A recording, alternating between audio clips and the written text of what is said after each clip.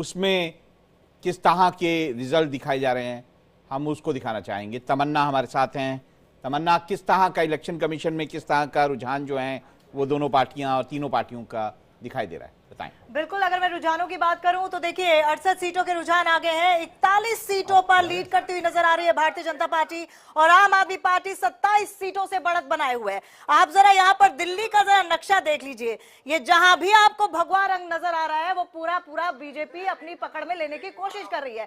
यानी कि जो 27 साल के सूखे की हम बात कर रहे थे, 27 साल का सूखा बीजेपी शायद अब वो खत्म होने वाला है। और हो सकता है कि इन रुझानों की अगर मैं बात करूं तो अगर ये रिजल्ट्स में बदलते हैं तो आम आदमी पार्टी को थोड़ा सा डेंट यहां पर लगता हुआ दिखाई दे रहा है। लेकिन गौर करने वाली बात यह है कि कहीं ना कहीं खाता जो है वो खुलता हुआ हो सकता है कि कांग्रेस का भी खुलता हुआ दिखाई दे। हालांकि यहां पर अगर मैं दोनों पार्टीज की बात करूं, सिर्फ और बीजेपी और आम आदमी पार्टी की, क्योंकि कांटे की टक्कर इन दोनों पार्टीज में ही दिखाई दे रही थी। 41 पर लीड करती हुई बीजेपी, आम आदमी पार्टी 27 सीटों पर लीड करती हुई।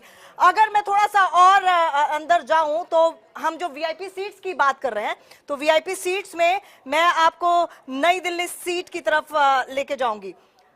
देखिए, क्योंकि नई दिल्ली सीट का जो पूरा चुनाव है वो काफी दिलचस्प लग रहा था। तो यहां देखिए, अरविंद केजरीवाल लीड करते हुए नजर आ रहे हैं। यह आम आदमी पार्टी के लिए बहुत अच्छी खबर है, लीड करते हुए नजर आ रहे हैं 6442 वोट्स के साथ। इसके बाद प्रवेश साहिब सिंह, जिनके साथ काफी ज्यादा तल्खी दिखाई दे रही थी, वो 6099 वोट से लीड कर रहे हैं। संदीप दीक्षित, जिनके साथ इस बार कई ज्यादा बयानबाजी दिखाई दी, अगर हम बात करें पार्टी के साथ, आम आदमी पार्टी के साथ, तो वो 1092 वोट के साथ लीड करते हुए दिख रहे हैं। और ये ऐसी सीट है जहां पर मुख्यमंत्री फैक्टर मुझे लगता है बहुत ज्यादा प्रभावी दिखाई देगा, क्योंकि पूर्व मुख्यमंत्री इस सीट से, पूर्व मुख्यमंत्री के बेटे इस सीट से, पूर्व मुख्यमंत्री के बेटे इस सीट से, यानी कि सीट पर कौन काबिज होगा ये आने वाला वक्त बताएगा। लेकिन अभी जो भारत निर्वाचन आयोग की साइट है उसमें यही समझ में आ रहा है कि लीड करते हुए नजर आ रहे हैं अरविंद केजरीवाल, प्रवेश साहिब सिंह थोड़ा सा पीछे चल रहे हैं, और उसके बाद संदीप दीक्षित। तीनों के बीच में हो सकता है कांटे की टक्कर हो, लेकिन आम आदमी पार्टी के लिए यहां से अच्छी खबर। और इसके बाद तमाम वीआईपी सीट्स की मैं अगर बात करूं, कई सारी ऐसी वीआईपी सीट्स पे हम गौर करेंगे। कालका जी की तरफ बढ़ते हैं, क्योंकि कालका जी का एक राउंड की जो वोटिंग हुई है उसमें रमेश बिदूड़ी आगे चलते हुए नजर आ रहे हैं। तो अब देखना ये होगा कि आगे ये जो रुझान है ये नतीजों में कितना बदलते हैं। तमन्ना, आपके पास वापस लौटेंगे। टैली एक बार फिर से चेंज हुई है और कांटे की टक्कर एक बार फिर से देखने को मिल रही है। 30 सीट पर आम आदमी पार्टी लीड कर रही है, 39 सीट पर बीजेपी लीड कर रही है। एक बार फिर से क्लोज कॉन्टेस्ट बनता दिख रहा है। और बीजेपी के दफ्तर में जिस तरह से माहौल बन रहा है, कहीं जलेबी कांड ना हो जाए, जिस तरह से पिछले रिजल्ट में हुआ था, जलेबी पहले बढ़ रहे थे और बाद में देखिए बीजेपी और उसमें आम आदमी पार्टी में, बीजेपी और आम आदमी पार्टी में एक डिफरेंस जरूर दिखाई दे रहा है कि अगर हम मैप को देखें तो बीजेपी जिस तरह से पूरी लगभग आउटर दिल्ली में पूरा काबिज है, पूरी तरह से अगर मैं बात करूं कि पंजाबी एरियाज में काबिज है, तो मुझे नहीं लगता कि राजौरी गार्डन जैसे एरिया, मोती नगर जैसे एरिया, ये सारे पंजाबी एरिया है। तो इस तरह से वोटिंग पैटर्न ये दिखाई देता है कि जो वोट पंजाबी वोट, जो कि पूर्वांचली वोटों के बाद सबसे बड़ा वोट बैंक है, वो अगर मुड़ता है तो बीजेपी के लिए जो है वो बहुत कंफर्टेबल विन जो है इस चुनाव में हो सकता है। बवाना बीजेपी जीतती नजर आ रही है, क्योंकि यहां पर बवाना में 11,000 से ज्यादा वोट से रविंदर कुमार इंद्राज आगे चल रहे हैं। मुंडका सीट की अगर हम देखें तो मुंडका सीट में गजेंद्र दराल बीजेपी के 2000 वोटों से आगे चल रहे हैं, जबकि जसबीर कराला जो कि आम आदमी पार्टी उम्मीदवार हैं वो 2030 वोट से पीछे चल रहे हैं। इसी तरह से नजफगढ़ अगर आप देखें तो यहां पर 7000 से ज्यादा वोट से नीलम पहलवान जो कैंडिडेट है वो आगे चल रही हैं।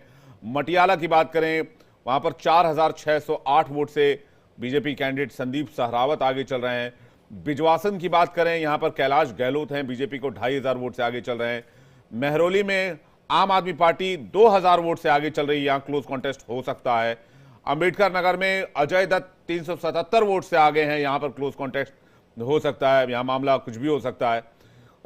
ये जो देवली सीट है, एससी रिजर्व सीट है, यहां पर प्रेम कुमार चौहान 3121 देवली सीट जो है एलजेपी जो है, यहां से बीजेपी ने एलजेपी के कैंडिडेट को खड़ा किया था। सतीश लखेरा हमें ज्वाइन कर रहे हैं और नितेश चौरसिया आम आदमी पार्टी से ज्वाइन कर रहे हैं। पहले रिएक्शन आम आदमी पार्टी से नितेश चौरसिया से, उसके बाद सतीश जी आपके पास आ रहा हूं। क्या कहेंगे नितेश चौरसिया जी? सबसे पहले तो तमाम सभी साथियों को मेरा नमस्कार और आपके नमस्कार सर, दर्शकों को मेरा नमस्कार। नमस्कार। जो भी रुझान है, मेरे ख्याल से मैं अभी डाटा चेक कर रहा था, वो इलेक्शन कमीशन की साइट ही चेक कर रहा था, कहीं 1 राउंड के डेटा अपडेट है, कहीं 2 राउंड के डेटा अपडेट है, और हद से हद अभी तक 3 राउंड के डेटा मैक्सिमम कुछ एक जगह पे मैं देख पा रहा था कि खुले हैं।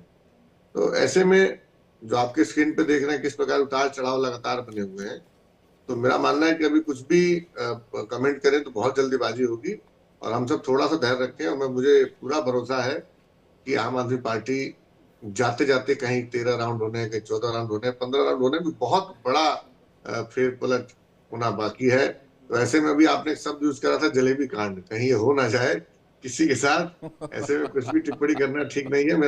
मेरा मानना है कि थोड़ा सा रुका जाए, और मुझे पूरा भरोसा है, हमारी पार्टी को पूरा भरोसा है। आप भी जलेबी कांड के शिकार नहीं होना चाहते हैं?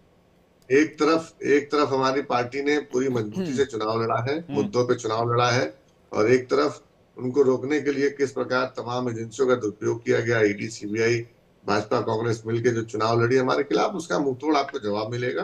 थोड़ा सा धैर्य रखिए, और मुझे पूरा भरोसा है, हमें अपने अपने काम पे भरोसा है, अपने किए हुए कामों पर भरोसा है, दिल्ली की जनता भरोसा है, और न सिर्फ दिल्ली की जनता का भरोसा है, पूरी टीम पे भरोसा है। तो आप इंतजार करिए। पर मुझे लगता है बवाना जैसी सीट जहां पर जो अंतर है वो 14,000 से ज्यादा है, ऐसी और भी कई सीटें हैं जहां पे अंतर काफी ज्यादा है, तो ये सीटों पे आपका क्या कहना होगा कि ये सीटें आप अभी भी उम्मीद लगा के बैठे हैं कि ये सीटें जीत सकते?